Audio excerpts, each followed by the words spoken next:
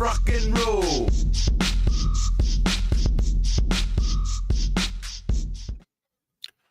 Well, hello and welcome to the Daily Atheist Morning Show. I am your host, the Amazing Super Chris. Thank you for joining me today. My co-host, Brian Kultastic, is here. She's back in the back hiding with Tersia. Tersia from South Africa, who was facing blasphemy charges the last time she was on our show. She's been through the court case. She's done the whole thing. She's going to come back and tell us about it here in just a minute. For those of you who don't know, this weekend in Kentucky, damn, I do it every time, in Kentucky, we're doing the Ark Encounter protest this Sunday. If you can, don't miss it. I'm going to try to live stream it. Do the thing. We appreciate it. So I've got the little thing for that. We're going to have a lot of really cool people on that show. So check it out. Here's our commercial. We'll be back in just a minute with Tersia and Ryan.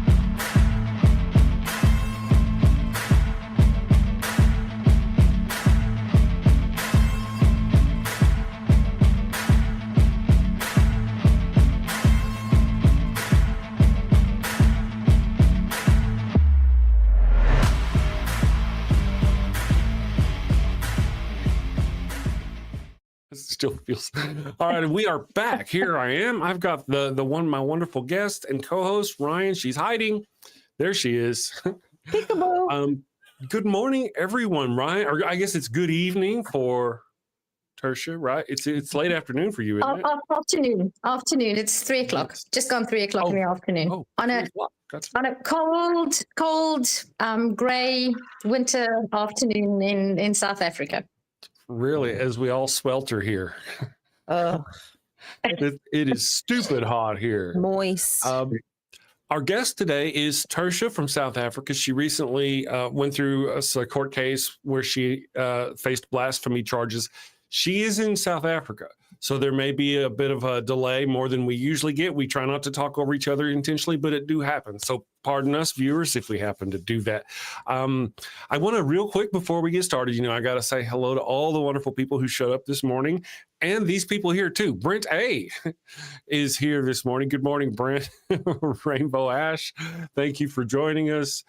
Let's see here. We've got, Bomb Poppy is here. Bomb Poppy sent me something. We got an email at our news@thedamnshow.com for something for you, for Theocracy Watch. I'll pass it on to you, Miss Ryan, later on. And let's see, Ambushed Apostate is here. Man, we've got a lot of cool people in the chat this morning. They're probably very interested in your story, Miss Tersia.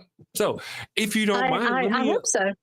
Would you like to take a moment and kind of say hello to everybody and then catch us up on your circumstances and situations?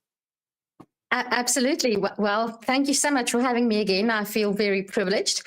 It's lovely to be here. Hello to everybody watching. If there's any familiar guests, I know there was somebody last time that I know from the show that I do with John Richards. That was nice to see him. And it's very nice. Please reach out to me on Facebook if you'd like to get to know us better in South Africa. We sort of on the, your current president did call our country, amongst others, with others, a shithole. It's not that bad. It's No. But as far as the, I don't want to say the fight, but the struggle for freedom from religion, and to a certain extent, freedom of religion goes, we are actually behind some of our neighbors to the north. The Kenya Secular Society is doing great work. And in Nigeria, where there's a real struggle, there's also some great work being done. And I'd just like to, I don't know if you're familiar with Leo Igwe, Chris. He is somebody that you need to get on here as a guest. Leo Igwe is a campaigner against witchcraft, and people still, to this very day, in Africa, being killed and persecuted for witchcraft. How do you spell his last name? Igwe, I-G-W-E. Leo Igwe. I've actually met him in person. Wonderful guy. He's an amazing person. He actually studied to be. So I'm completely off track here, but I think it just gives people some insight. Even in South Africa, where it's not such a big problem, we still have, especially in the more rural areas that we call townships, there be old people, especially elderly women, suffer from dementia, and there's no care system. I mean, they just family cares for them, but they often they roam and they get lost and they do odd things, and then they are often killed because they're accused of witchcraft. And the other thing, it's often, I think the last time I checked, insofar as statistics have been kept, up to 9 people a year killed because they're accused of being witches. So, where Leo operates in Kenya, children that suffer from epilepsy, children that have behavior problems, they are expelled from their villages. And he's actually, he runs demons, and they witches. So Leo Igwe actually runs at least one home for children who have been expelled from their villages and from their communities, where they find safety, but not only children, also adults. Because you see, if you accuse somebody of witchcraft, then they can be expelled from the community. And if they have land or property then if they're a witch, I mean, then that property is up for grabs. So, maybe we are a shithole continent. No, we're not. We absolutely now that I not. think about it. It does boggle the mind that in the 21st century we still have these things. But then again, I mean, on the White House parking lot, people are speaking in tongues. So, I mean, what's the difference, really? True. Yeah. Well, you know, there's just a lot going on here and everywhere. Now, one of the things, if I can point out, unless I'm mistaken, the people that are creating and making that place a shithole are Christians, because it's Christians who are against the witchcraft. It's these rudimentary, they don't really understand Christianity, little tribe people who don't know what the hell's going on, and they take it like people took it back in the 16th and 17th century. They misread witchcraft. Yeah. Okay. Yeah. And the Bible is such a wonderful. Albinos. Sorry? Albinos in parts of Africa, they will kill an albino so they can take their power from them by consuming them. I mean, there is weird, what you would call, I guess you could refer to as witchcraft. It's not really witchcraft. It's just pagan African religions that weren't Christian, before they got there. There's a lot. I could tell you later on if there's time. I can tell you about my forage into into the world of undercover atheism, where I actually went and I paid the money to visit what's called a traditional healer, which was a very, very interesting experience in and of itself. Talking about the albino people, that's so their remedies are called muti, which is a sort of a word for medicine. So Muti murders are actually a thing. Mhm. But I don't want to monopolize the show with this topic, which is not why I'm here. Although that's a very interesting story. I found that was about 4 years ago, and that was an experience that really it made me see the world with in a new light, because it was quite something. But the court case. Yes. Well, before we get to that, I just want to mention I got to do a couple of shout outs, and I want to say some things before we get you started. Ryan, you look fabulous according to Dave Murphy, and I have to agree with him. You look wonderful this morning. Miss Tersia's banging this morning too. Look at her. She got here early today. She got all fancy. She got her phone set up, and I mean, she was ready. She was uber prepared today. For the show. I learned my lessons about old technology last. Right, and last minute pop-ins, you know, kind of. They're always just asking for trouble. Witchmaster is here. Good morning, Witchmaster. Okay, a little bit of an announcement. I don't recognize that name. So good morning, everyone. It's going to be a busy day for us today. Part of the reason why is I have a doctor's appointment, and I have to go here shortly. So Ryan and Tersia are going to be girls running the show today. Every time I accidentally blink out of the show, Ryan's like, yes, he's gone. I have the power. Well, today she's going to have it's a 3-minute drive down the road. It's probably like a 15-minute or 20-minute thing, you know, probably half an hour. And I'll probably be back before the show is over. Okay. So just letting everybody know. Otherwise, we're just going to have to keep going until you get back to the computer to stop. I have to keep going. You know. I have a sneaky suspicion the two of us, Rian, we might manage that. I think we'll. I don't know what gives me that. I think we might manage. I think we have plenty to talk about. Very much, and that's why, you know, of course, now if you guys need to, you can always shut down the show. Otherwise, you know, you don't have to do anything to shut down the show. Just close your app. Yeah. Okay. and everything will be cool. So for Adderall, yes, John Hudson, it's going for my ADHD meeting today. That's what I'm going for. Ooh, Dave Murphy says Tersia is a lovely person. Tersia has been fantastic, by the way. She is. She's been a wonderful person. And Dean Kruger, he's one of yours, right? Yep, he's one of my buddies. There he is. I didn't even see his name until after I said it. All right, so the reason why I was going to say this is because the other day I was, after our show, you know, like a day or two later, I was sitting there and somebody asked a question in the chat. And I didn't know if they were being hostile. I didn't understand. You know, I saw the question. I'm like, well, hell, this is how we do it. And I just kind of blah, blah, blah, blah. And then I was like, oh, shit, that was Dean. Hi, Dean. How are you? I didn't mean to be. Dean's amazing.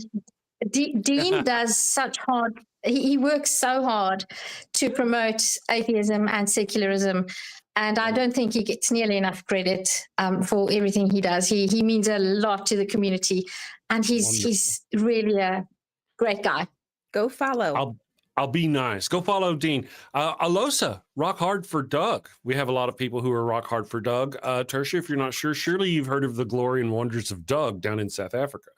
No? His don't hold it against me, but I don't think that I have. Doug hasn't made it to your side of the world. I know. Well, we are sort of at the bottom, you know. You are, yeah. It is the bottom of the world. That's true. So there's another content creator on the interwebs. His name is Justin from the Deconstruction Zone. He's fabulous. And you know, I guess somewhere along the way, somebody's like, "Praise Jesus," and he's like, "Well, praise Doug." And that's just the thing. So now we're all rock hard for Doug. It has just as much power. Absolutely. You know? I'm talking about Justin's amazing. I've been watching Justin, and he is just my vision for a future is to do what Justin does, but in Afrikaans. So the one thing that I would love to do is to get the Afrikaans non-religious community going, which is going to be an uphill battle because you stand to lose a lot if you come out as an atheist in the Afrikaans community. So, but we'll get there. sometimes I do get discouraged because I just want people to not be so afraid. But, people are different and each person's situation is different. I know several people who own businesses who are atheists, but they have to pretend that they're not because they know, and they're probably right. If they, I mean, they don't even have to be activists. They just have to mention in passing, oh, I don't go to church. They will be ostracized. I know people, worse than that. I know people who are atheists who have businesses in my hometown who go to church every Sunday. And they know it's a way, but they openly say, well, when you have conversations in private, they say, I go because if I don't, my business will not be supported. Wow. So it's one prominent, he has a thriving business. He said to me, if I don't go to church every Sunday, and if I didn't send my children to catechism to go through the whole ritual, I can close my business doors because that is where you build connections and people trust you. If you go to church, people trust you. So if you want to expand and grow a business, so it's not even don't mention. You have to pretend that you're a believer. Mm-hmm. You got to be part of the community and network within them. Yep. When I said oddly, what I meant was it's ironic, I guess, that in order to be seen as respectable and honest, you have to go to church, which is where Christians are, which is where the most deceitful, lying, specific demographic group of people you could possibly find. These are the people who go, oh, you guys are PDF files, and then get caught being PDF files. It happens all the time, all the freaking time. Carry on, Ms. Tersia. Besides that, I wonder how many people who are atheists sit in church every Sunday. So they literally being forced to be dishonest because that's the only way they can make a living. So it boggles the mind. But fortunately, I am a little bit of a kept woman. I do have a small homeschool that gives me pocket money and gives me time to do things that I'm doing now. But my husband he basically supports me. So which means that my business is not so dependent on the goodwill. Although I do know that if I advertised myself as a Christian homeschool center, I would have probably been overrun by now. Now I have a very small number of children, but I decided very early on that parents must know when they bring their kids to me so I basically do school. I from 8 till 2, it's school holidays currently. But when they bring their kids to me, I will never try to influence them. I will not, I try to avoid talking about religion and religious matters, but I will not pray in class. I will not, and I feel parents should know that. And the funny thing is, I've never had a parent not bring their child to me because I'm not religious. Mm-hmm. Interesting. And those who had doubts, I have had parents who I tell them, go and look at my social profile. I am an atheist activist. If it bothers you, you have two choices. You can talk to me about it, or you can just not bring your child to me. Mm-hmm. And I appreciate the parents who do talk to me.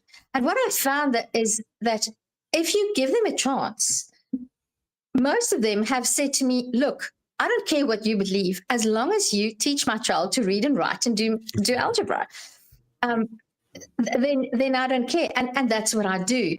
And that's the kind of world that I wish we could have, where I don't have to, if I want to have my business grow, I have to say I'm a Christian and I will teach your child Christian values, because that's so absurd. There may actually be a market for secular specifically secular homeschool. Just a thought, there might be people out there looking for a place going, man, I sure wish I could find a daycare that was not going to religiously, I'm sure there is. I'm sure there is, but not yet where I'm situated. Yeah. No. Where I'm situated, so you have to understand South Africa. I'm in a rural area. I'm about 100 kilometers from Cape Town. So Cape Town is this huge international, beautiful, and if you ever can, please come in. And now is a good time of the year when we have winter, because our winters are, compared to European and much of the States, our winters are very mild. So you can escape the intense heat and humidity and join us in South Africa. It's cheap because the exchange rate favors you guys, and there's no white genocide going on. In fact, it's a beautiful area to visit. But the moment you go out of the big metropolitan centers, and there's about 5 of them: Cape Town, Johannesburg, Durban, East London, Port Elizabeth on the East Coast. But the moment you go out of those big centers, which is about 100 kilometers away, then you're in the rural, not the sticks. I mean, there's lots of culture and it's beautiful, but people are very conservative and very traditional. So the market for secular people just shrinks. But maybe one day, if I can move to Cape Town, then I'd love to start a secular humanist school. I'd love to begin an independent secular humanist school where children are taught philosophy and critical thinking and media literacy. That's my other dream when I'm not trying to be Justin in Afrikaans. The world has changed so much that I think curriculums really should start to adjust and adapt, which they're not. Media literacy should be a big focus, considering all the propaganda and fake news that we're being fed, to be able to decipher between what's rational and not. Oh God, it would go a long way for us all. Yeah. So true. But the thing is, schools and education systems, they're big systems and they not easy to change. They too much money involved. Yeah. 100%. Absolutely. There's also the thing about one of the things I guess I need to ask you, or I've wanted to ask, is whenever you get out of those big metropolis cities, those big metropolis areas, they are more conservative and all that, but I could be wrong. Correct me if I'm wrong. It's not necessarily like as safe. There's an inherent danger level. Would that be true? No, I wouldn't say that. No. Just from the lions and stuff. In fact, well, depends. Do you mean safe from crime or safe from? We safer than Australia in terms of animals that want to kill you. Animals in South Africa, we do. That's a low bar, lady. Every animal in Australia wants to kill you. No, we do have many incidents of snakes coming into. Big poisonous cobras coming into people's homes, especially sort of. When the season changes from summer to winter, because they want to come indoors to find some heat because it's cold outside. But it very much depends, even in the smaller towns, it very much depends on where you are. In every town, there are areas where there's lots of crime. I would actually say that the rural towns are probably safer than many areas in the big cities. Gotcha. Yeah, and if you this is bad, but it's really true. Contrary to what some organizations who have recently been to your president again to make claims about white genocide. If you're a Black man in South Africa, your chances of being murdered and dying violently are very, very great, because the townships are mostly not very safe. People live in informal housing, so they can't have burglar bars, and there's a lot of people crammed into a small space. There's not much services, and there's massive poverty, which means that there's a lot of violent crime. And also we have many, I don't know why, but South Africa has lots of guns. It's not so, it's not as easy to. With all the guns. Yeah, it's the people. It's the people. You know, if we can just get the people not to use the guns on other people, you know. That is true. I like that. No, and I wouldn't say that the rural areas are inherently more dangerous. I wouldn't say that. Okay, just curious. It's I wouldn't say that. I mean, petty crime is a thing, but avoid cobras. Avoid cobras. Just avoid the cobras. Yes, it's the claws that get you. But even the cobras, I just want to say thank you real quick for a super chat before it gets away from me. Left-handed Jedi for $5 said, I fell into a vat of bubblegum at work. My boss chewed me out. Thank you very much for the $5. Yeah, so cobra claws. Got to watch out for those. Bear fangs, bear venom, and cobra claws. Ow. I know. Real quick, Neuro Geezer, good morning. Thank you for joining us. A lot of awesome people have shown up and they're interested in it. Slim is here, by the way. I think I saw one of the apostate sisters sneak in. There's just all kinds of fantastic people are here. All to see Tersia, to go do that voodoo that she does so well. I'm going to run us a quick thing real quick and just get some coffee. And when we get back, we'll do our Theocracy Watch with Ryan. Can we pause today? We can. Let's pause. I have one done, but I'd rather just not, if that's okay. Well, we've got her. See, that's perfect. Yeah. Because we've got her with I still haven't told you about the court case, which is we have a lot to get to, right? That's the reason why. We still have to get to the main story. That's true. That's true. But I just knew I was going to leave you guys alone for a long time today. And I figured during that time, you'd have the opportunity. You're going to be talking that whole time I'm gone, girl. Trust me. Matter of fact, I'm just going to do this little thing. We'll get us a little cup of coffee. I'm going to throw some goats at these people. And if you need to get a drink, this would be a good time. We'll be right back. Have you sinned again? Oh, and it's bad this time. A chicken just won't do. But wait, you don't have a goat for your burnt offering. Oh, no. The Lord's wrath is upon you. Insignificant person whose name I don't know, you have sinned. Probably. I shall smite thee. What do? You're all out of goats. She left you for another man. Fear not, my wayward child. Introducing Father Flanagan's line of goat-scented flesh candles. No goat? No problem. Just light one of these bad boys and let the sweet, savory scent of burning goat flesh rise up to the heavens. Is that goat? It's easy, it's fast, and deluxe models even have patented technology that produces a goat screaming sound as the wick burns. Father Flanagan's line of goat-scented candles. Save a goat, burn a candle. Father Flanagan's line of goat-scented flesh candles are part of our You Do You Jew interfaith outreach program. When you sinned and need to atone, light a candle and avoid the stone. When the Lord requires that 100 snow, light a candle or you're going to hell. That's a funny story. You just tell me when I have to stop. You have to stop. And we are back.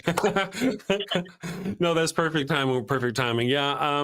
So we have, we do have, I'm going to leave you guys, like I said, here in just a few minutes.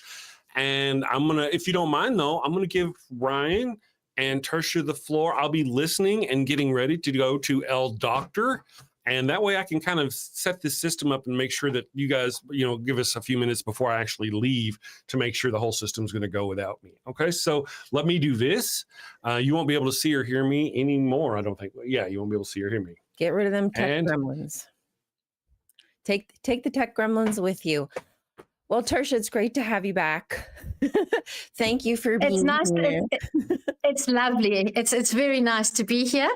And I actually feel a little bit, I have to make up for quite a boring story because the court case turned out to be the epitome of an anticlimax. Oh, really? Yes, it was such a weird experience because the respondent, who was the defendant, who then also turned out to be, and who also then accused me, and who had big stories and made all sorts of threats. He didn't turn up. He wasn't there. He didn't show. What a coward.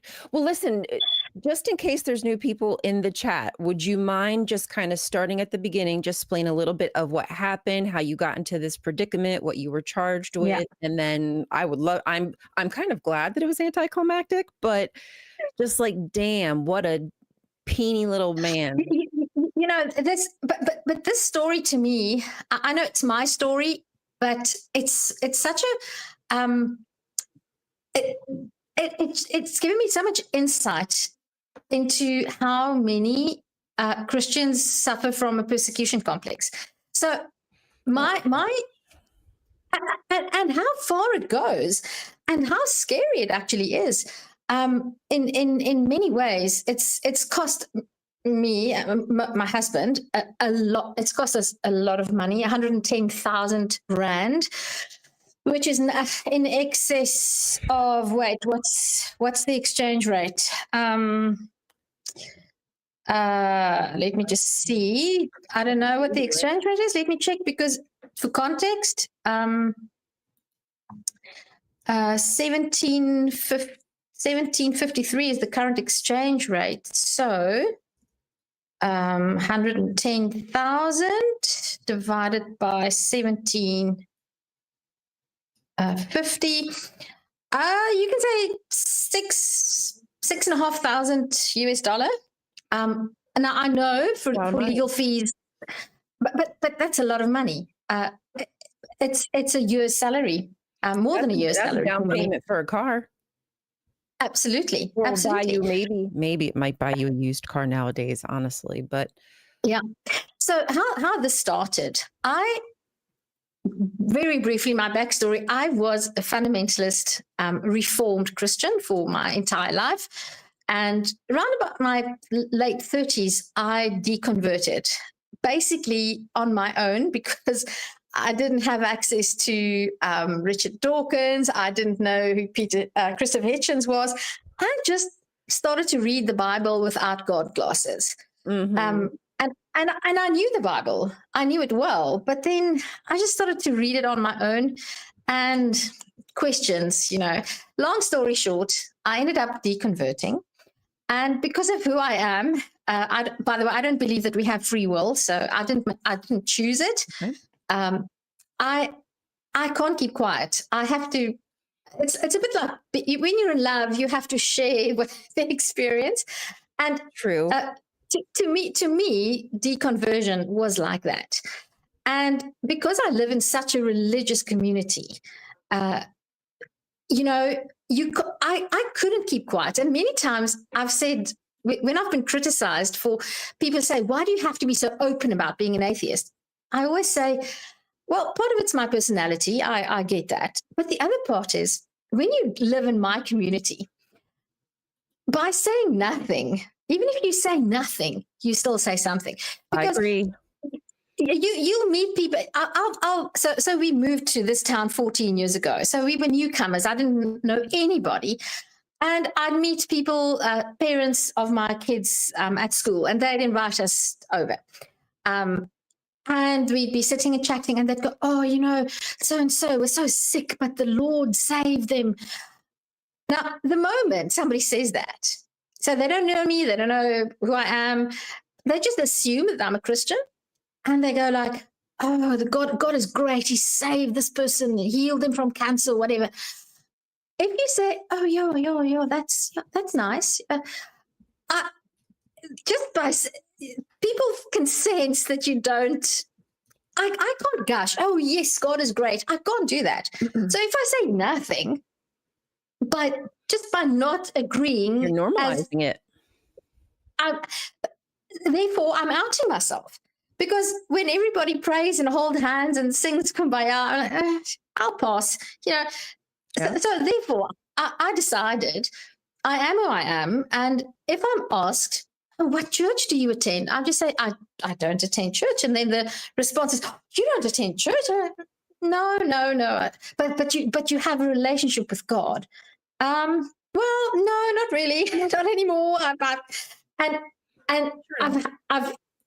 I was socially, I wasn't ostracized, definitely not. But people have a certain response, and people feel very uncomfortable. And because I understand, I think I have this hypothesis that Christians don't like talking to former Christians, especially if they know that that person was very religious. I was extremely religious. It makes them very uncomfortable because I think many Christians have just grown so accustomed to ignoring the voices in their head. And if you meet somebody who says out loud what you've often thought, you got to look it in the mirror now. It's right in your face. Yep. You can't deny it. Absolutely. Yep. And the default response then is to draw back and label the other as the enemy. And it's a very common thing. If you're part of a group and then you change your mind and you no longer identify as a member of that group, the other group members see you as more of an enemy than somebody who was never part of that group. I don't know if you found that, but the apostates are worse sinners than people who were never believers. Your sound's gone, Rion? Oh, sorry. Yeah, absolutely. Apostates look as an anathema on society, at least in JW language, and I'm certain that other cults, high control groups, are the exact same. Even worse than somebody who doesn't know about it, because you can't help it, you don't know, but and then you changed your mind or you wanted to sin. It's always something evil, has nothing to do with, well, maybe I just question myself. Well, hello, damn, that was quick. No, I'm not done. Remember, I was just getting ready. I was monitoring to make sure my bad. worked right. And now it's time for me to skip out the door and go do that voodoo that I do so well. You guys have a wonderful show, and I'm hoping I won't be, 30 minutes or so, hopefully. But you know how it goes with a doctor, so. We'll keep it warm for you. We will. We'll keep your seat warm for you if the dogs don't. Awesome. Just in case they don't do their job. In case. All right. Thank you. So that's the short version of my life story. I became a traitor to the faith. And I decided, well, I might just as well go all out. And I turned into a bit of an atheist activist. And earlier last year, I was approached by a funder who said that he'd give me some money to start an organization to fight Christian entitlement. And the way that Christian entitlement manifests in South Africa, and it's a new thing. It wasn't always like that. When I grew up, it wasn't like that. I have ideas about why, but Christians and Christian organizations, and these are often, it's not even churches. We don't really know who these people are. But they have gone on this campaign to erect massive crosses. In fact, one of these crosses is something like 50 meters high. 50 meters, a meter is 100 centimeters. It's about 100 foot. In excess, 100. That's huge. In fact, they wanted to erect this 100-foot cross. And it's fully lit up at night. And these things are put up outside of any high place in every town. You will see at least one cross. They vary in size, but they're very public. They're very visible. And often they'd be accompanied by a sign that says, "This town for Jesus." Oh my God, I want to cry. And these things are just popping up like mushrooms. And we actually do have laws that regulate where and how and under which circumstances such symbols might be erected. And I have established through some phone calls and writing a few letters that many of these crosses don't adhere to any of the municipal rules and regulations. But municipalities tolerate them. So that's the aim of the organization that I started and run. And in April of last year, that's where this whole business started. Somebody told me that there were crosses on traffic road signs. So the big signpost, so the national route that runs straight through our town, and there's a massive signpost, says Cape Town, so many kilometers and where to go and what. And somebody had gone and stuck 3D crosses. They're about this big, and they glow in the dark, and they're very visible, and they were very properly glued onto the traffic signs. And I saw that one, and I saw another one, and there was actually a third one that I didn't remove. I don't know if it fell off or somebody else removed it, but then what struck me was that these crosses were placed, especially the one on the national route. There are daily traffic stops on that route because it's a major thoroughfare. There's lots of traffic, and you don't drive past there without a traffic officer being situated about 10 meters from that traffic sign. What, so, trying to get people tickets? Yes, for speeding and for your routine stops. You check your tires, check that you have your license. So there's no way, there's absolutely no way that the road traffic department did not know about that cross. In fact, I suspect they must have seen who put it up there, like they saw me the day that I took it down, because I then took it upon myself. It had been up there for weeks, if not months. And I went and I took the crosses down, these two very particular ones that I saw I very carefully, because I could see that somebody had gone to a lot of trouble to print them, and they had words in 3D, Jesus is alive. Yeah, this was around Easter. Yes. Yes. And I took them down, and this did come under discussion in the court case a little bit, because yes, I did want publicity. I cannot deny that. So I took photographs of these crosses, and I made a Facebook post to the community page that has about 3,000 members. So it encompasses quite a lot of people. And I said, I took these crosses down. They were stuck onto traffic signs. If they're yours and you want them back, feel free to contact me. That was all. I didn't say it's against the law. I didn't attack anybody. I just said, I think these belong to somebody. If you want them back, contact me. Very kind of you, by the way, to put yourself out there that someone can contact you, because I would have just been like, skirt in the trash. Don't want anyone knows me. So that was actually really kind of you to do so. Well, it did come back to bite me, because one day later, I started getting, not privately initially, on Facebook, there was a person who said, "You atheist scum, better watch yourself." I didn't pay any attention because, it's Facebook. But 2 days later, well, I did invite this person. I said, look, if you want to talk to me about it, are they your crosses? Let's talk. Let's meet for coffee, and I'm open to having a conversation. No sweat. And I was told I must take my coffee money and go for much needed counseling, which is not, you don't insult me if you tell me to go for counseling. Everybody can do with counseling every now and again. Like, that's real.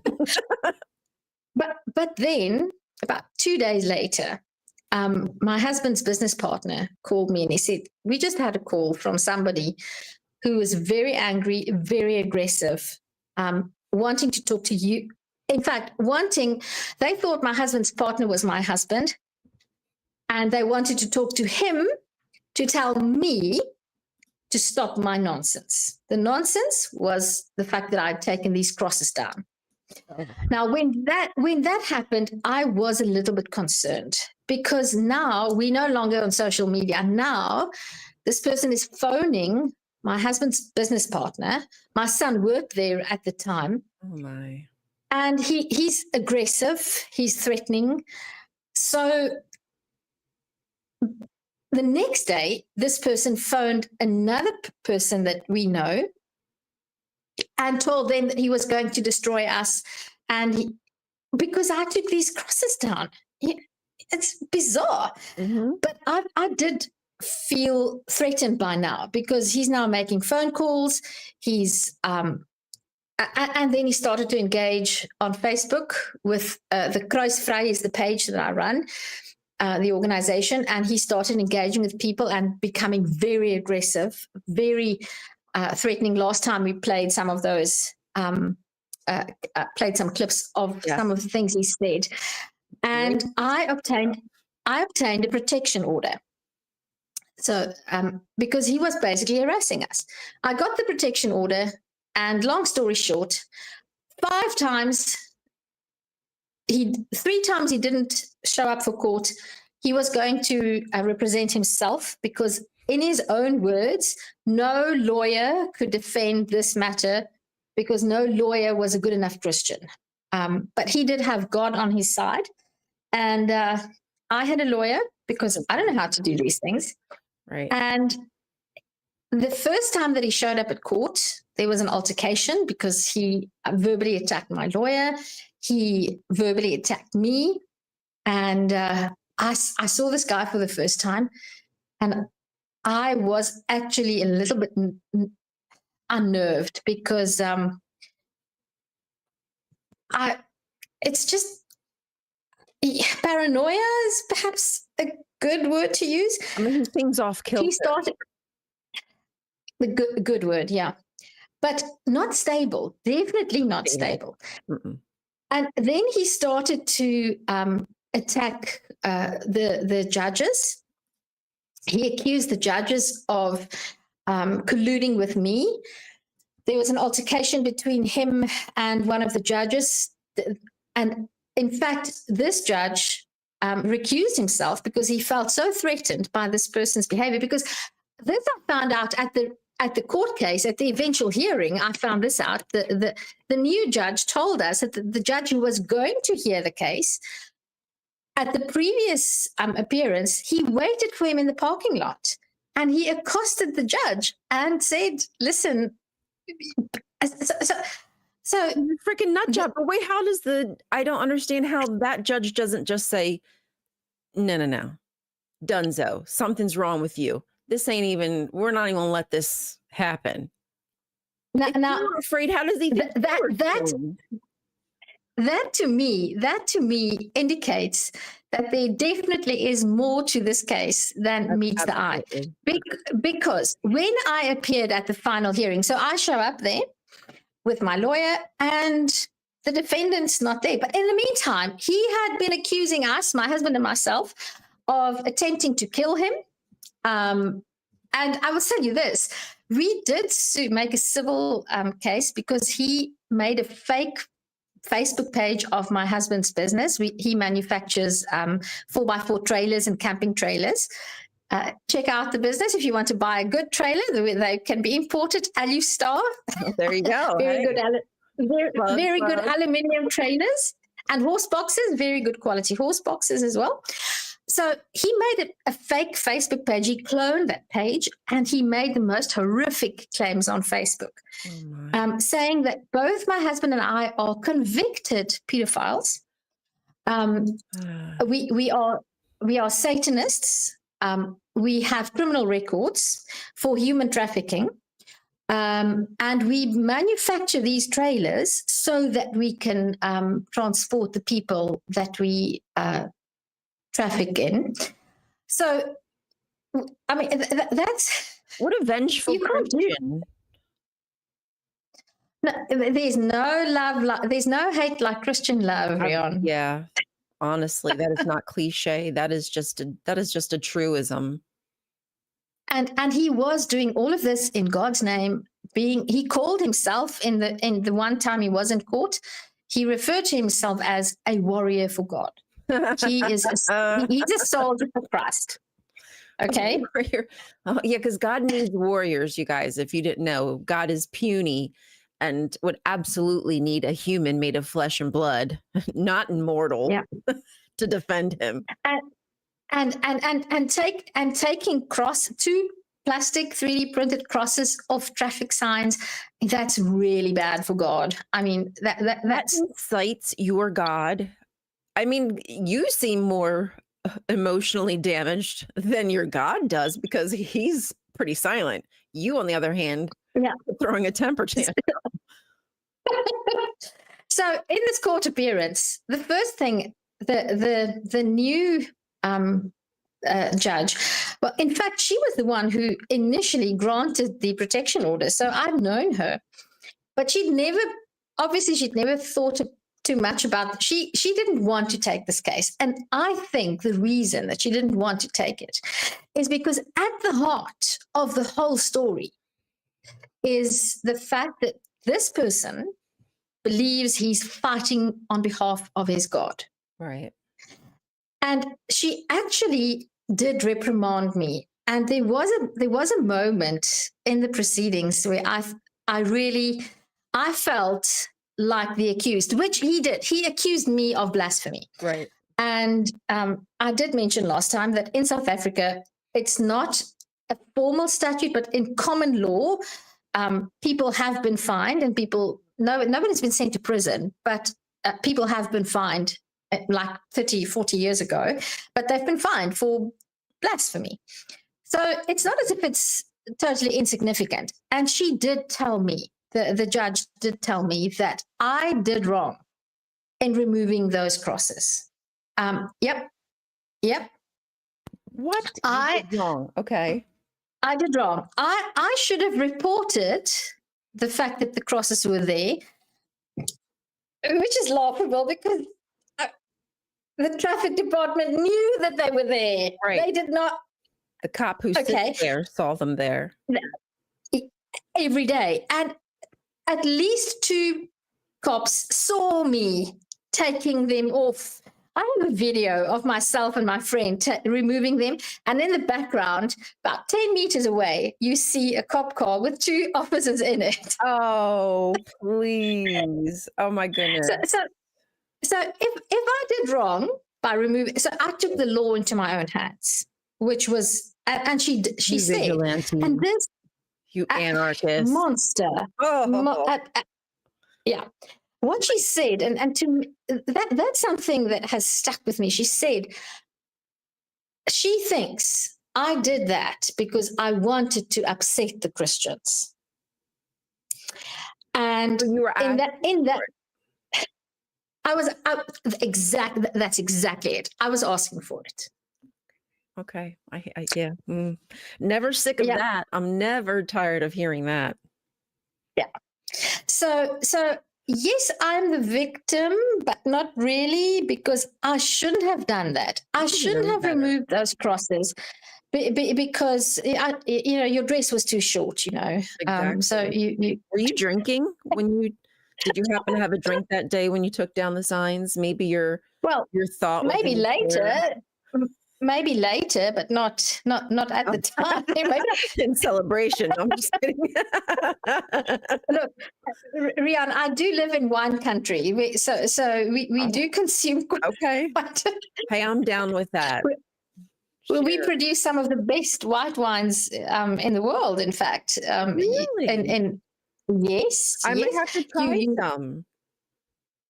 I wonder if we export to the States. I think but you a market for that. Breda Valley. I'll send you some links. We just might. But better idea. Come and visit. Come and do an on location. Right. Do an on location show. You'd love it. You can show me around Cape Town. Yes. It was very clear that the judge was of the opinion that I was in the wrong as well. In fact, when the proceeding started, she said in a very, she was very strict, and I thought, okay, this is it. She said she considered granting the protection order against me in my favor, but also, even without him requesting it, granting a protection order against me for not harassing the respondent, which I found so ridiculous. It is. And so to me, I had two items on my wish list. I hoped that the underlying issue would be addressed, which if the judge had the courage of her conviction, or maybe she did have the courage of her convictions, she obviously did not want to address the issue that this person was not supposed to put crosses up on traffic signs. She skipped that part and said, yes, if people, it's not right if people put crosses on traffic signs, but you have no right to take them off. Yeah, two wrongs So don't she make just it right. Something like that. Yeah, but oh my gosh. so I don't know that that there's a law. Is there a law that says you can't remove? I doubt that there's a law that says you can't remove. No, there isn't. There isn't. But even if that was an infringement, even if I did break some law by removing those crosses from the traffic signs, the correct procedure for anybody who feels that I'm breaking the law is to go to the police station and say, person so-and-so on this and this day did this and this, please prosecute them. Right. Not call It's not to harass me. Right. No, it's not to destroy our company's name. It's not to threaten me. He threatened me with physical harm. He said, I am like a child that needs to be punished.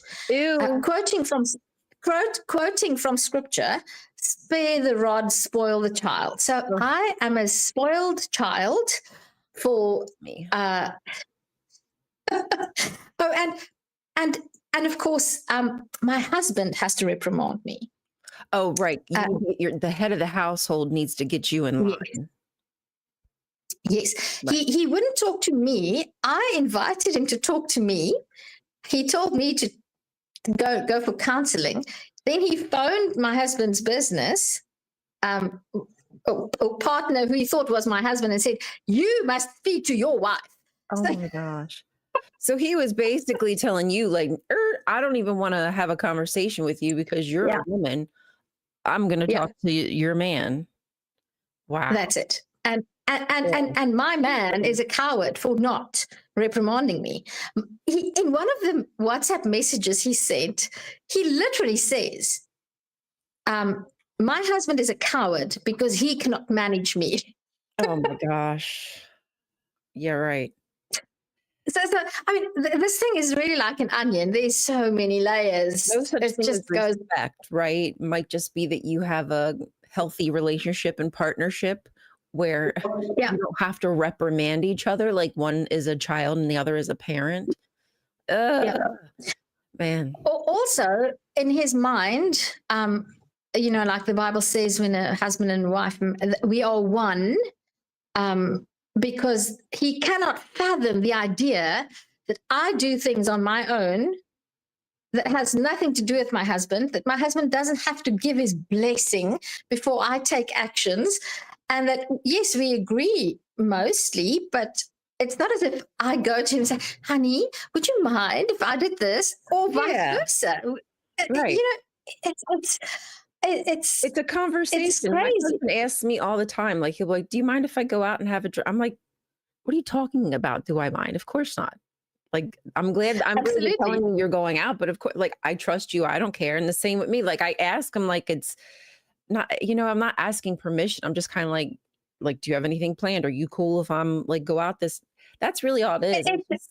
It's just mutual. It's mutual acknowledgement that you're part of my life, and I'm going to. I mean, when I go out to the shops, I'll say, "I'm going. Anything particular that you'd like me to bring?" It's just courtesy. God forbid, like me, I'm like the worry wart, and I'm always like paranoid. And I'm like, well, what if something happens to me and I disappear, and I didn't tell him where I was going, so he doesn't know that after an hour or two I should have been back. You know what I mean? Like, okay. Anyway, I shouldn't be catastrophizing like that, but that's just my brain. But yeah, I truly dislike that idea of having to ask permission when it comes to relationship. Maybe with money, there's more in-depth conversations about where it should be spent, big purchase, but but everyday stuff, like, come on, man, that's weird. Exactly, and just something that's also perhaps South Africa has a major problem with gender-based violence, and one of the things, in my opinion, that encourages gender-based violence is the patriarchy of religion. Yeah, and this mentality displayed so clearly by this warrior for God, it just shows what the underlying idea is.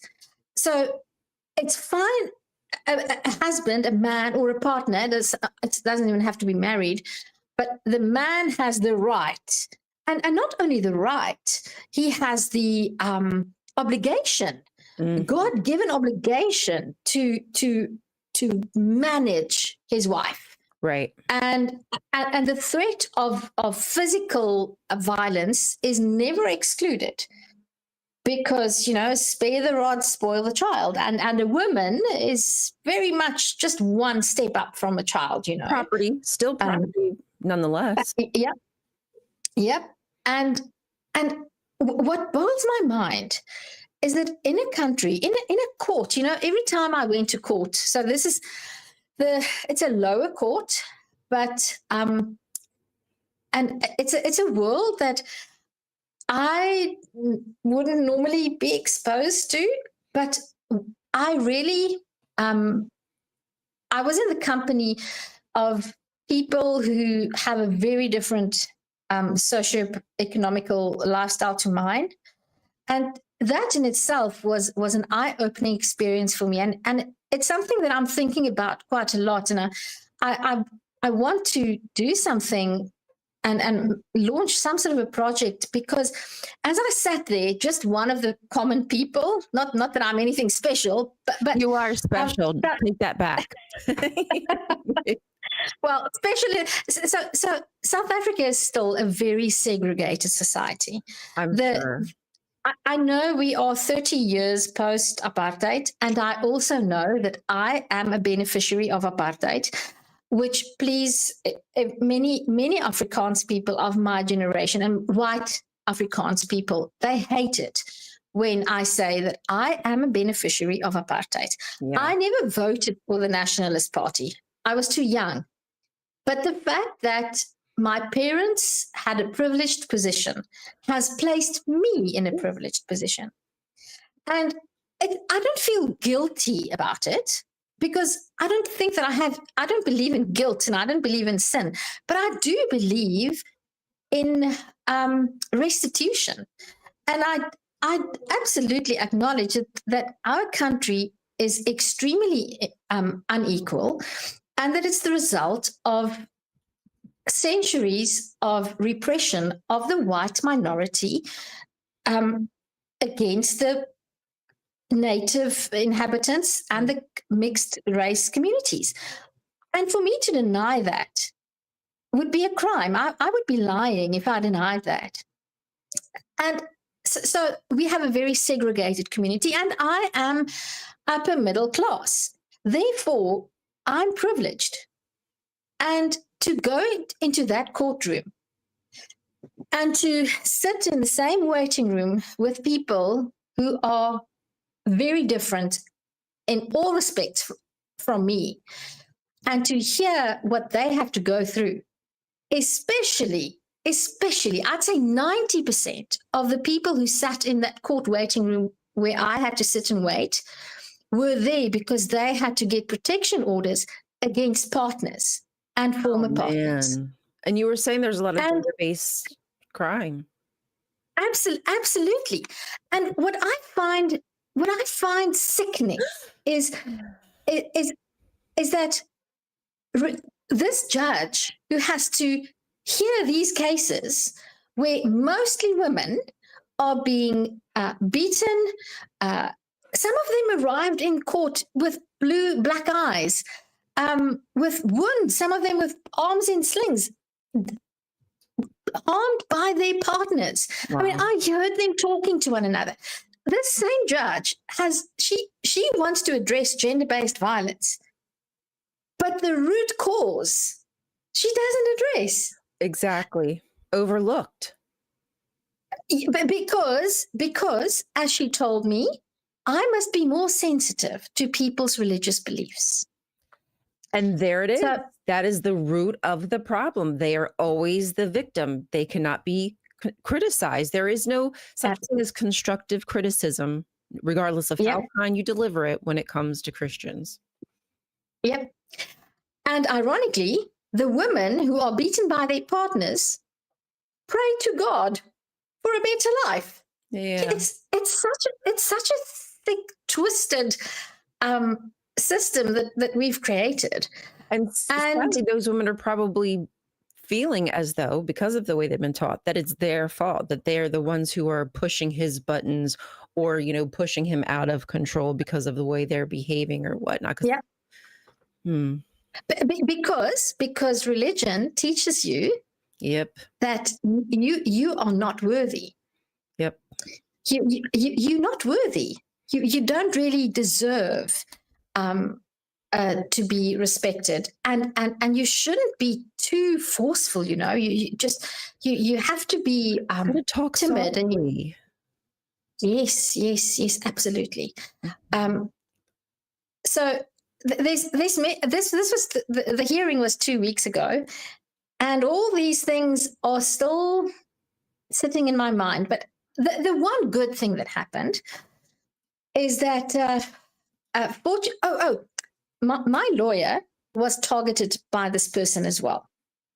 Oh, damn. Come on, now you're really stepping out of line, going after a lawyer. I would not be so dumb. You know what he did? He created fake Facebook posts. And of course, what the judge is presented with are prints of printouts. So she doesn't go onto the actual site, and he created a paper war. I mean, the stack of documents was this thick with nonsense. So he went onto the Kruisvrij Facebook page. He took a screenshot, and then he went onto my lawyer's Facebook, took a screenshot, and with Canva, with any software, editing software, it's so easy to do. Yeah. Mm-hmm. He created 2 fake comments that he claims my lawyer made, and one by my husband as well. And my gosh. So, and these were very offensive posts. So the post was offensive. The post was something, all Christians should be stoned to death, that was a fake post. I mean, I will never make such a post. I will never in my life will I do, because why? And then he created a fake comment by my husband, yes, they should be stoned or something. And then a very violent, very offensive comment by my lawyer. And he presented this as evidence. So, I mean, he's lying. He thought it was actually going to work. Well, it did. It did work, because the judge said to my lawyer, she said, I went through these documents and I saw a comment that you made, and that is unacceptable.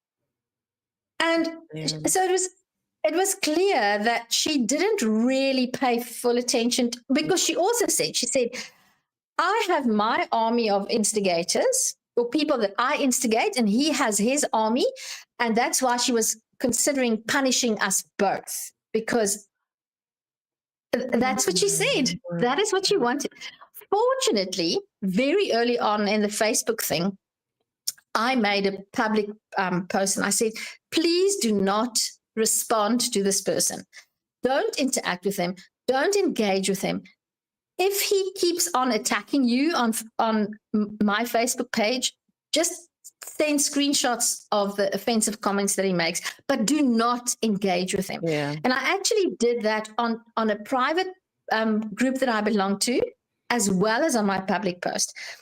And when the judge reprimanded my lawyer for making this comment, my lawyer said, listen, I did not make these comments. This is just another, in fact, to lie to court, to make a declaration under oath. Exactly. You took it. That is an offense. You can go to jail for that. Fines, jail time, certainly. Yep. And fortunately, we had proof that these were not authentic posts.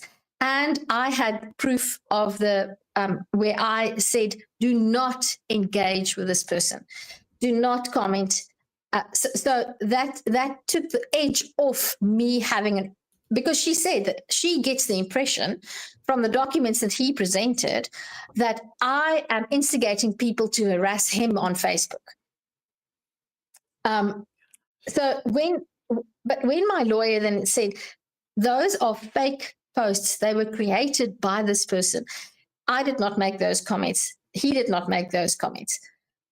Then he proceeded to refer to, in South African law, the fact that, so the words vexatious, frivolous, and I can't remember the third term, they're actually legal terms. And there's precedent in other court cases where the respondent acted in the same, or not even as vexatiously as this person did, attacking court officials, attacking lawyers, and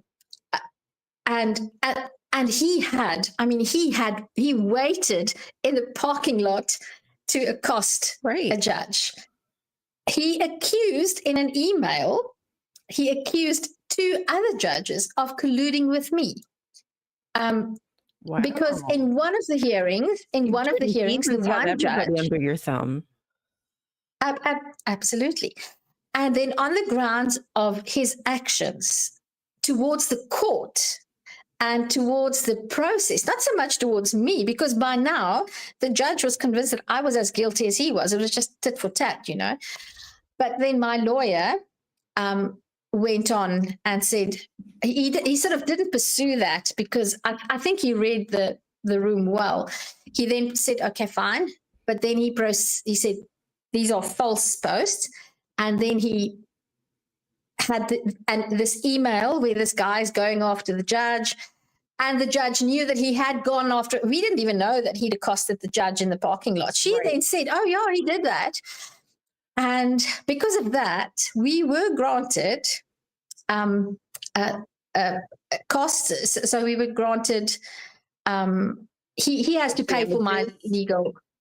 Yes, it's not damages. No, it's a cost order. Okay. So he has to pay my legal fees. Right.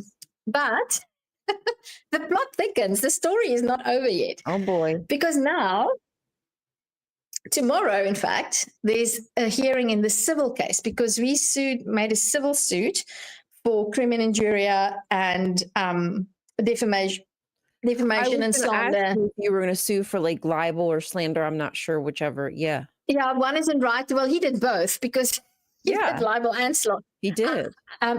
So yes, there is a civil suit. And last night I got an email. So that's tomorrow. That hearing is tomorrow. Oh my God. I won't. Yep, that's tomorrow. 4th of July. But let's hope it's a good day. Yeah, right. So I don't have to be there. The lawyers handle that. But he's again representing himself, the respondent, but he's not going to be there because last night my lawyer sent me an email, a copy of a letter that he sent to the judge in that case. And it's hilarious. I must just share this with you because it's beautiful. I mean, we all need some comedy. We need a little bit of laughter. Yes, please. Yes. So he says that he is not going to attend because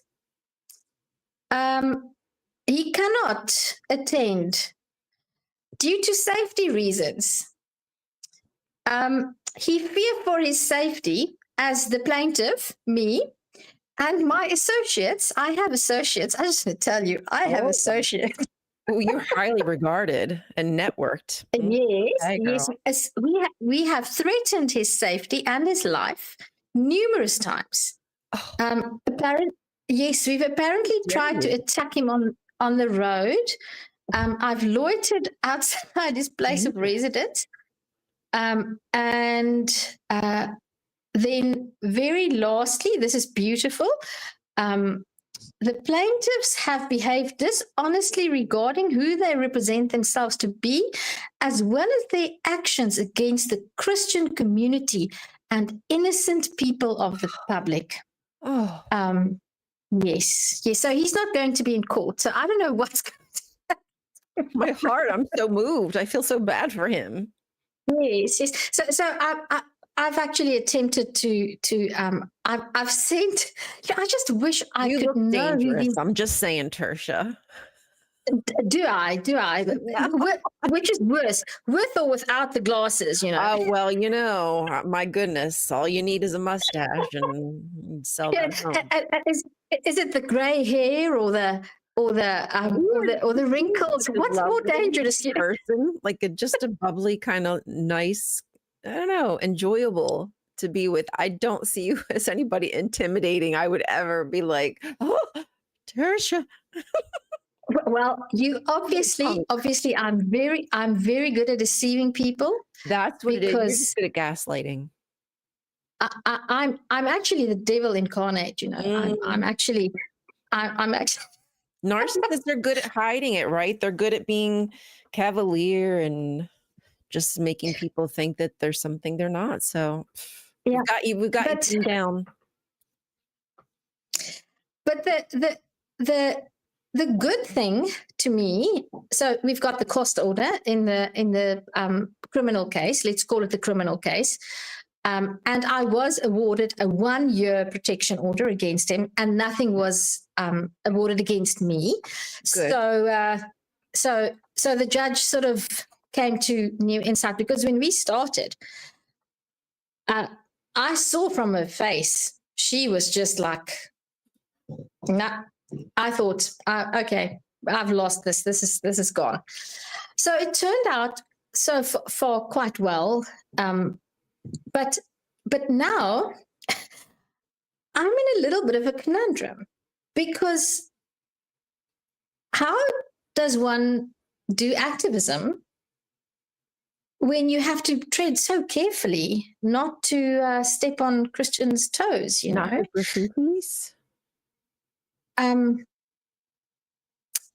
Don't know. So, because what if I now, and that's my plan, because I want to now find out about the cross that sits at the on the hilltop just outside, in town. The 100-foot one. Well, we don't have a 100-foot one. The 100-foot one is near Oudtshoorn in another town. But ours is about, I'd say, 20 foot at least. So it's a big cross, It's just too much. Yeah.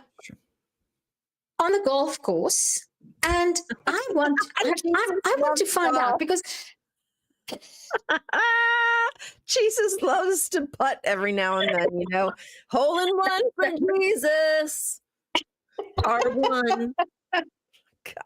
But because if I want to erect any sign or any advertisement for my business or for whatever, there are very strict rules that I have to follow in terms of the size of this thing, the size of the erection, the size of the thing I want to erect. Hey, the size of the erection, there might need to be laws about that. I do agree.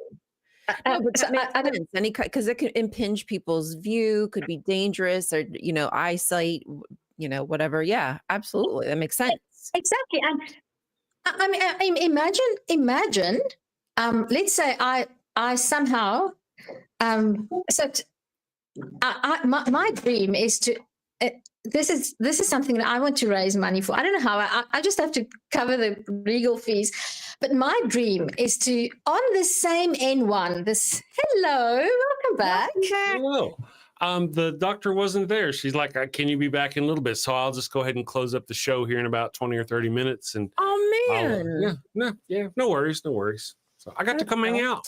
I guess And you know, I mean, so. you guys have been doing great. I was listening while I was going to the place. Yeah, but it's a shame that you wasted your time going and they weren't there.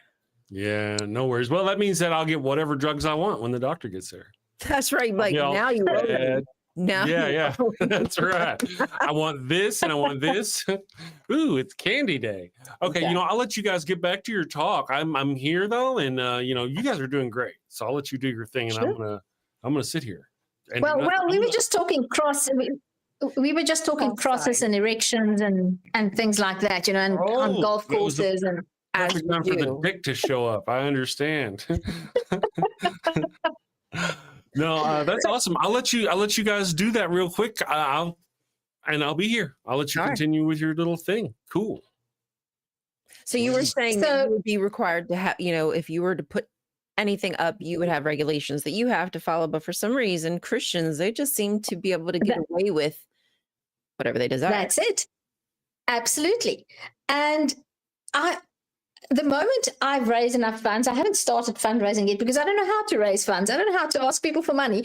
But what I would love to do, this has been, if you have a link, now would be the great time to give that to me so I can put it in the chat if anybody would like to support you for your legal fees or anything like that.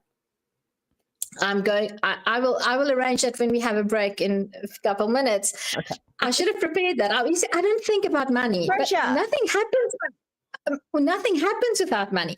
So in Kenya, this was actually done.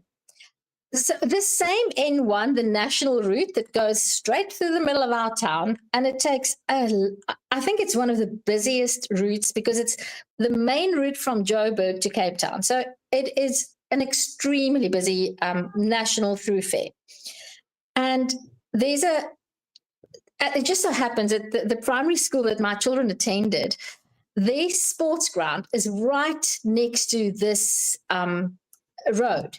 And on the sports ground, as a way of raising funds for the schools as well, there's a massive billboard. It's huge. It must be at least 60 foot wide, 10 foot, and it's got three sides. There's often three different advertisements on it, but it's very visible. And my dream is to put up a billboard right there.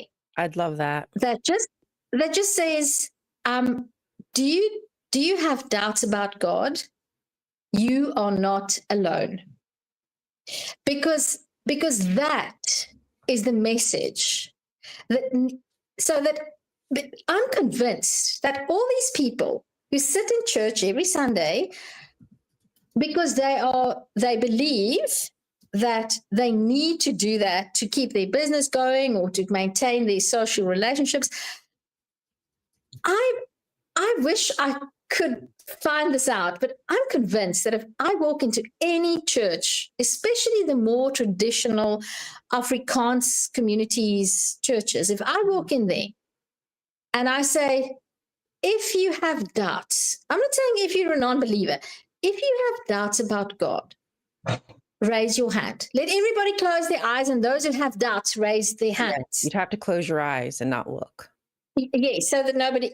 I'm convinced that 60 to 70% of people, if they know that nobody can see that they have doubts, if they will raise their hands themselves. If they were honest, yes. And can you imagine if all those people who have doubts feel safe enough? Because there's safety in numbers. Yeah. If there's one person that has doubts, it's very difficult for that one person. But if there's a congregation of 100 people and 20 of them have doubts, there's a lot more safety in knowing I'm not alone. And that is the message that I want to spread. I'm not saying everybody must become atheists. Right. In fact, I don't think we choose whether we believe or not. You're convinced or you're not convinced. Yeah. And people are on, there's a spectrum. And I only ever wanted to deconvert one person, and that was my dad, because I had the suspicion that his life was being made miserable by his faith. Mm. And I was right. He is now deconverted at 75. And he now openly says that he is much happier since his deconversion than he ever was as a Christian. But I can honestly say that that is the only person that I've ever wished I could deconvert. And I don't think I deconverted him. I played a role in it, but you might have just given him that safe space, which is what people need, is a community, is a safe space where they feel comfortable coming out. And then that might grow to where they're even comfortable speaking out when they're not amongst other allies. Yeah. But to me, it's just about, if you have doubts, there is a safe space where you can ask questions, especially in a community like mine and like in many other small towns. I speak to many Afrikaans-speaking atheists, or even just, I don't like the word agnostics because it's a meaningless word to me. I think you either believe or you doubt or you don't believe. And the thing is, the Bible is actually right. When Jesus says, if you are not for me, you are against me. The thing is, if you doubt, you don't believe anymore. It's true. If you think about it, the moment you have doubts, you can't simultaneously say, I believe that it's raining, but I doubt that it's raining. If you doubt, then you're not sure anymore. Yeah. And it doesn't mean that you don't believe. It's not as if, I do not believe that there is a God. But agnostic doesn't mean that you doubt. Agnostic means you don't know. Yeah. I have no knowledge. I have no knowledge of a God. Exactly. God. But I would just like to create a safe space for conservative Afrikaans, people that look like me, people that speak like I do, people that have my history, people that live in my communities like mine, where they don't have to feel ostracized for saying, yeah, I've wondered about that, or yeah, I wonder why this and why that. Ultimately, because we need to create better communities. And I'm not talking about atheist communities. We need to create better communities where we have more understanding for one another, where we have more empathy, where we don't see things as black and white, because things aren't black and white. And the only way to do that is to give people the space to open their minds and say, I never thought about that. Or yes, I did think about this, but I've never felt safe enough to express these ideas. I've just always suppressed them. Exactly. And that goes for gender equality, LGBTQ, politics. I mean, imagine you're a MAGA supporter. You now full on MAGA supporter. You're not going to feel comfortable. But now you begin to have doubts.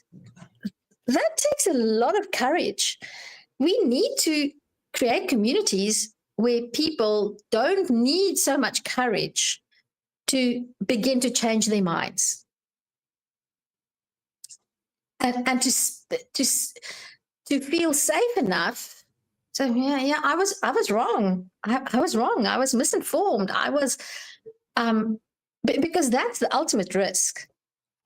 Yeah, well, because there's a lot of vulnerability, and because of how society views people who aren't believers, you could be putting yourself at risk. Like, even if the people you're with are like, okay, fine, you don't go to church, but if that word spreads, if that word gets to your job, there could be people at your job who take issue, or your boss, or we've seen it happen time and time again. People get harassed because of their beliefs.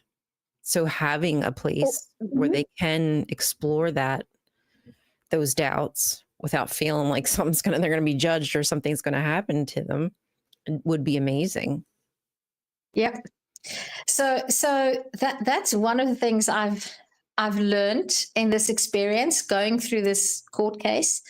Well, still going through it, and it's also made me think a lot about activism. Hey there, I a quick break real quick, and a little commercial so you guys can go do the thing, so you can take a break and do that. We'll be back in just a second. We'll give the ladies a break.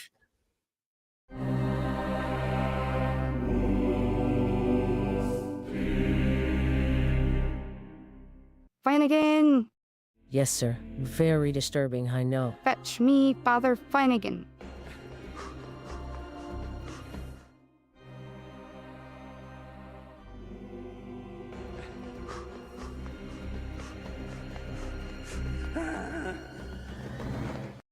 Your Highness.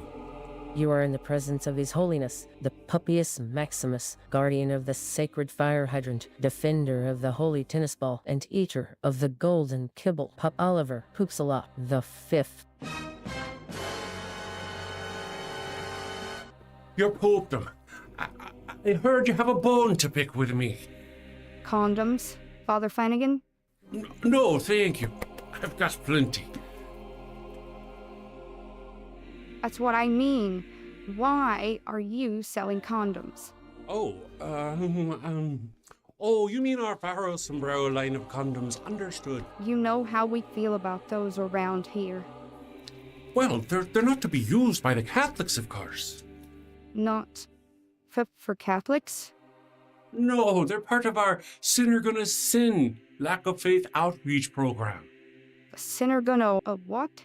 It's like getting the tithe, but from the heretics and the heathens and the atheists. Oh, well, when you put it like that. But, Your Highness, this will reflect very poorly on the church. True. You know what this means, Flanagan? Warning label. A warning label on the box. Not for Catholics in big letters. Too subtle.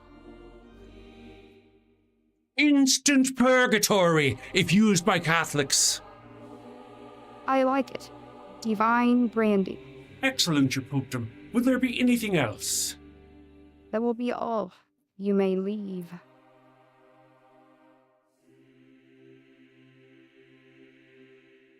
All right, There we go. Here we go. We're back.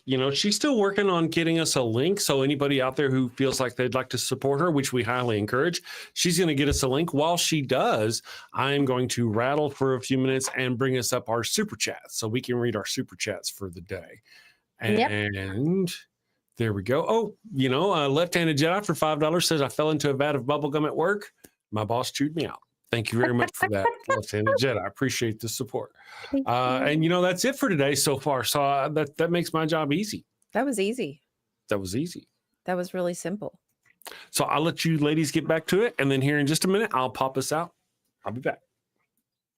How do I do this? Well, I can't tell you. Yeah. I am trying to send a link to my PayPal account. So it's just Chris. I've sent it to Chris's name. So I don't know what it's going to look like. So that's a payment request. So I don't know how that will work, but it might at least give him the name, so that way he can put the name in. That's searchable. That's right. Yeah. So it's at DOEN. Let me see if I can send that. Because I started this PayPal account for my first nonprofit, which was aimed at teaching critical thinking skills in schools. That was in 2019. And then, of course, COVID happened and our schools were closed for a very long time. And even now, we're still struggling to get our education system up and running. So let me also, what I'm going to do. Same in our country. Yep. I'm going to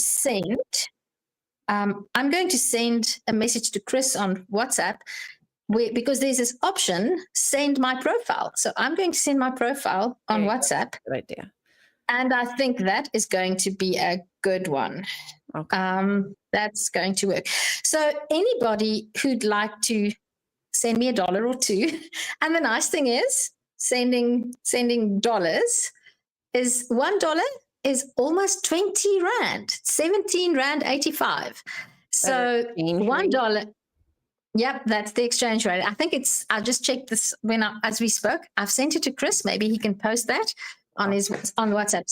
So because I was saying, yeah, you want to say something? Well, I was just going to say, because Chris said he wanted to wrap up soon, but I want to make sure that we get through like what's happened to you and where you left off, so that way, because I would love to know how this is all going to pan out for you. Well, I might have to come on again because so now the battle is to get a cost order is one thing, but to get money out of this person is another thing. And I'm not paranoid, and I'm not a fearful person either. I was once told by somebody, you couldn't be beaten into being afraid, which is, maybe I'm foolhardy, but I will tell you honestly that this person that has crossed my my life's journey, no pun intended, your boundaries, he's not stable, and he does unnerve me a little bit. And the fact that he I don't know if does he know that he's lying when he says that I try, according to him, I tried to run him off the road. According to him, so I don't know what's worse. If he knows that he's lying, I mean, what kind of a person is he? He lies, right? To know lie, and he's a preacher or something like that, is he not? Well, he's a soldier for Christ. He doesn't work as a preacher. He's a soldier for okay. So either he's a pathological liar who also has no fear of the consequences of the lies that he tells, or, which is perhaps more scary, he really believes that I will try to run him off the road, that there are people loitering outside his house following him, and those are my associates. Well, here's the thing. If maybe some of that is actually true in the sense that there are people hanging outside of his house and people trying to run him off the road, maybe he really needs to look inside himself and figure out why people are after him so badly. Might have nothing to do with you. Maybe that did happen. He just happened to think it was you. But whatever it is, there's an imbalance with that man. Absolutely. And that has made me think about my activism, because I could never understand that people, when I try to engage people and to get people involved, that Chris. Yes, pardon me, I didn't mean to interrupt you. I want to let everybody know I've got a link there for you. I've pinned it at the top. So if they would like to throw you some coin, I have some very generous viewers. Thank you so much. If you look, they'll help you out and get you going to the thing. You want to wrap up real quick and let me know when you're done, and I'll just chill here with you guys, and then I'll read us out for the day. Well, I'm going to be just very blatant and say thank you so much for this opportunity to talk to you guys again. It's been lovely. Yeah. And it's not finished yet, because maybe we'll have an outcome. But I would just like to say that my dream is to have that billboard that says, if you have doubts about God, you are not alone. And I want every truck driver and every person that drives past that school sports ground to see that every day. And I want to see that Christians get used to the idea that if they can put up crosses on golf courses and outside my town, then I can put up a billboard. And if anybody out there would like to support that initiative, I would be so honored. And I would just love to have, look, the people of Kenya did that. I don't know how they did that, because billboards are expensive. That's my dream, because I love that dream. I'm convinced that we need to change our societies and our communities. And somehow we need to combat the underlying infection. I don't want to say disease, because I don't want to say that people who have believers are diseased. But you can have an infection that has detrimental effects and in society. And I think we need to at least talk about the possibility that religious belief might not be as good as we think it is. Let's just stick with that. If we can just get that conversation going and stop working from the premise that religion is good and the only way that we can transform our societies is by turning back to God, we just need to stop having that conversation. And if anybody out there can help me to achieve that, then I will be very, very, very grateful. And that will also encourage me, because I must say, I've been a little bit jaded. This whole experience with this person, and it's come at great financial cost to me, emotional cost as well. Right. But thank you. You guys have inspired me to maybe not give up just yet. Maybe I must just keep going a little bit longer and try a little bit harder. So I hope that's me for today. Well, I tell you what, we're not against having you back on the show in a little while. I mean, apparently there's more to be updated. I would love to know if that man has to fork over some money. I hope that he does. That would be a nice story to tell, but definitely something that your listeners might enjoy hearing is my undercover story with the traditional healer. That might give some insight. That and if you want, I can get into contact with Leo Igwe, because that is a person that is doing brilliant work. Really, I just want to look him up first before I have him on the show. I want to be very careful about who I platform. I just got to be careful. Absolutely. I get that. Look him up. But if you're ready, when you're ready, if you think he's worth your while, I'll let you know. Let me know, and let's fight the good fight. Gotcha. Well, thank you very much. I hate to rush off to everybody. I go finish my doctor's appointment. Ryan, thank you for carrying the load today. Tersia, thank you for coming on. That link you have is good for the next time too, right? So we anticipate you'll be back with us. Okay. Thank you all for joining us. Thank you so much. I very much appreciate you. All you wonderful people in the chat, thank you. Have a wonderful day. Sin safely, my friends. Tomorrow's Friday. I'm going to try now. Tomorrow's the 4th of July. Ryan, I'm going to tell you now because I don't know when I get to speak to you. I'm going to run a show tomorrow. If you want to be here, you can be here. It's the 4th of July. If you don't want to be here, that's okay. I would not blame you if you didn't want to be here. Just shoot me a message in Discord and let me know. Okay. Now, I'm going to try and see if I can get Joe, the Kentucky Atheist, on tomorrow because we have the Ark Encounter protest this weekend. Yeah, you go. And I've spoken to Joe, and I'm there in the spirit with your Ark Encounter protest. You go. If we could stream it live, we will stream it live. If we can't, we'll record it and we'll share it with everybody. Guys, I have to go do that voodoo. I do so well. Thank you all for joining us today. Sin safely, my friends, and we'll see you tomorrow. Thank you, Tersia. Bye. Bye. Thank you, Rion. Bye.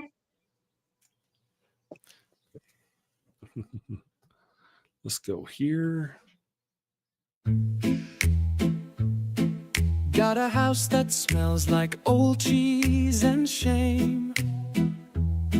Father Flanagan's flesh candles change the game.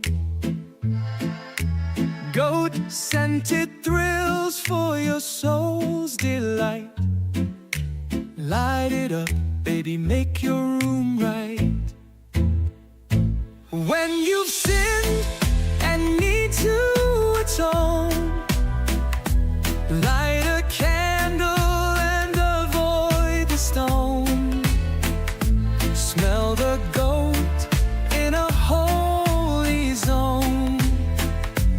Father Flanagan here to set the tone. Confession booth busy, no need to stress.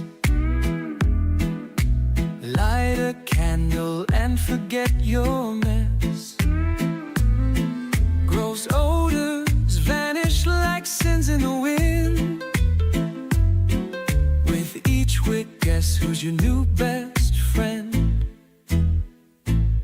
When you've sinned and need to atone, light a candle and avoid the stone.